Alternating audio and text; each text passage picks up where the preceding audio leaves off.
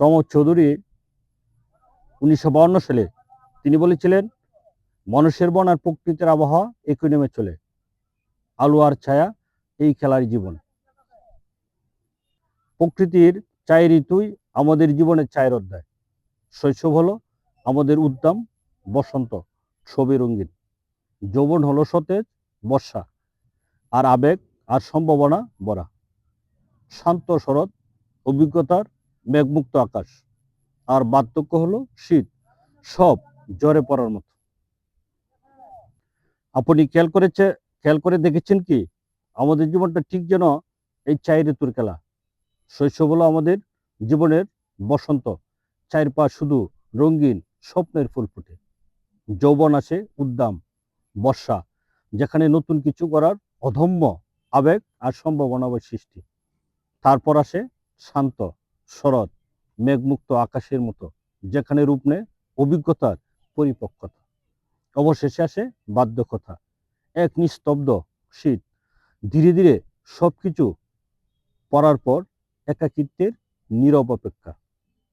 সাহিত্যকবি জীবনানন্দ দাশ তার কাব্যগ্রন্থে 1927 সালে বলেছিলেন, জরাফলক কাব্যগ্রন্থে, হয়তো সে জ্বরে পড়ে শীতে, রূপ রূপান্তর খুঁজে পায় এক জীবনের খেলা।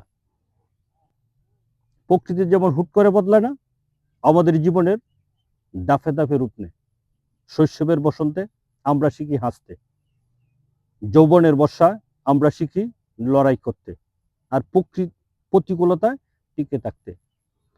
শরৎ আমাদের শেখা স্থির হতে, জীবনের হিসাব মিলাতে, আর জীবনের শেষ ভাগে আসা শীত আমাদের শেখা ছেড়ে দিতে হবে, পরবর্তী প্রজন্মের জন্য জায়গা করে দিতে।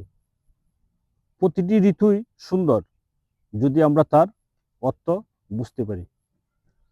তাই তো প্রবন্ধকার সৈয়দ মুস্তফা আলী 1952 সালে বলেছিলেন, শীতের তীব্রতা না থাকলে কি বসন্তের আগমন এতটা মধুর হতো?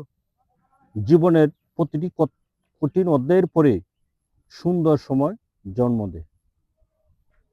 বসন্তের কোকিল ডাকা সকালে যে শিশুর জন্ম নেয়, বর্ষার মুষলধারে সেই একদিন নিজের পথ খুঁজে নেয়। দেখতে দেখতে শরতের শান্ত কাশবনের মতো তার জীবনের চাঞ্চলতা কম আসে, চোখে জমে প্রজ্ঞার আলো। অবশেষে জীবনের উপর শীতের কুয়াশা নেমে আসে। তখন মানুষ বুঝে কোনো ঋতুই স্থায়ী নয়, কিন্তু এই 4 অধ্যায়ের প্রত্যেকটি কোণেই জীবন আর পূর্ণতা এনে দেয়।